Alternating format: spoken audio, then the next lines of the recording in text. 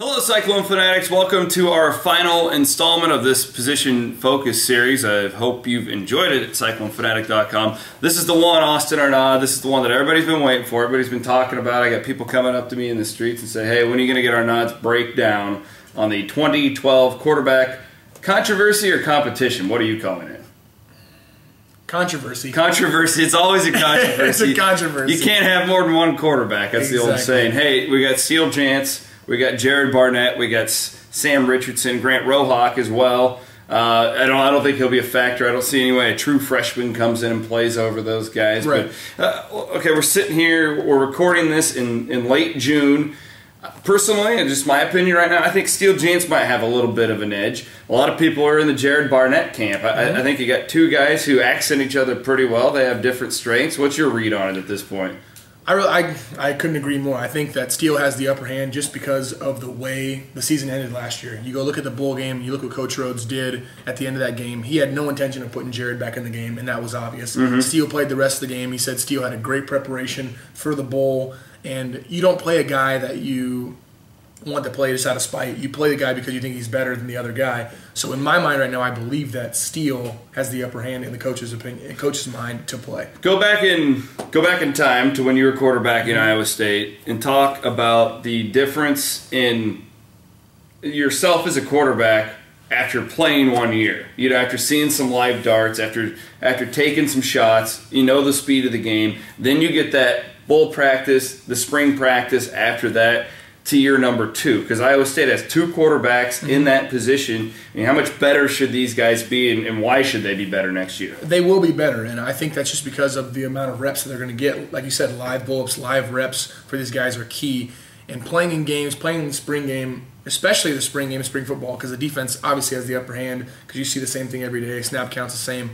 These guys have gotten a lot better. Their completion percentage needs to be higher. You know, hovering around 60% isn't going to work. You want to get it to 65, up in the 70s. I just think both of these guys will be better, but you look at the potential, the ceiling that Steele Jantz has, and everyone sees that, you know, the Iowa win and the game he played against them was unbelievable. And then you have the games like Connecticut where he kind of sputtered in the beginning. So with the upside that he has, I'll say it right now, ability-wise, he may be one of the better kids to come through here, ability-wise, with the way he carries himself and the ceiling that he has as a quarterback. But it's all about putting it all together. You can't be a quarterback who turns it over half the time and expect to play. So he's got to take care of business and expect to do good things. Okay, now let's look at the other side. I think Jared Barnett, to me, sitting up way up top last year, so I'm obviously not down on the sidelines like you get to hang out. But I just felt like that team played harder for Jared Barnett. I don't know why. That's just my opinion. I felt like Barnett, even though he's not the natural athlete, he doesn't have the arm strength, and he certainly made some rookie mistakes last year, but I felt like he moved the football pretty well, all things considered. He just seems like one of those guys who the team plays for. I mean, is that an accurate read on Jared Barnett? Yeah, it is. And it's funny that we're having this conversation because both of these guys are a better athlete than I was. So, you know, that's the good thing for Iowa State. You were a tight end playing quarterback. That's the good thing about Iowa State football is that it's progressing. We're getting better players in here. No more hometown heroes.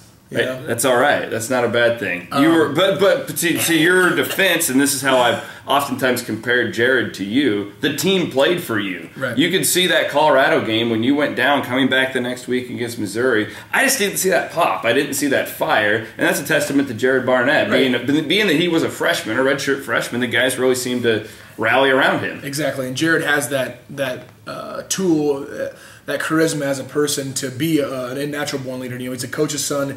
His family raised him very well. Garland, Texas kid who came out of high school undersized, underweight. You know, no one gave him really a shot to play big D1 football except for Iowa State. And he comes here and he has the best game of maybe any quarterback ever against Oklahoma State in his redshirt freshman year.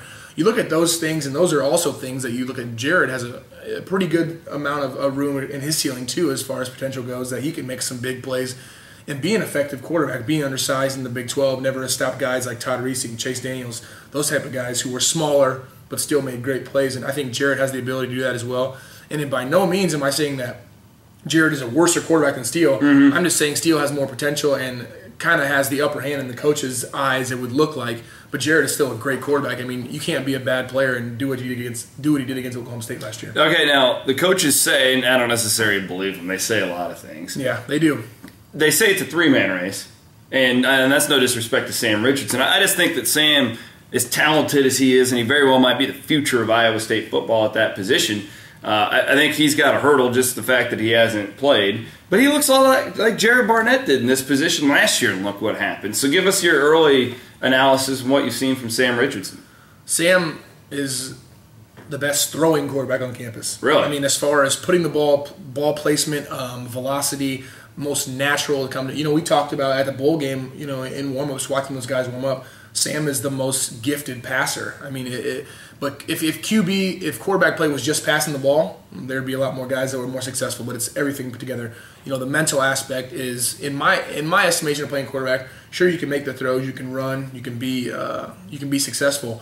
But if you don't have the mental capacity, you're not going to be very successful. And that's what Sam's got to get better at.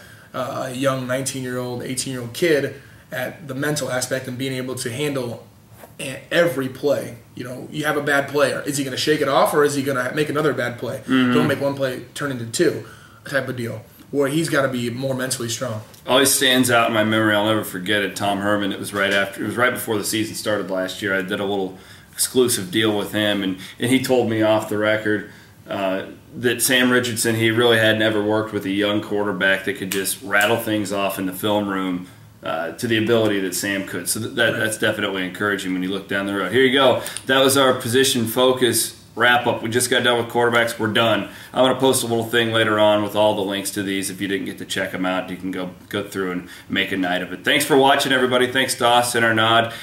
Season's just around the corner. Don't blink, because Media Day is going to be here before you know it. Take care, everybody.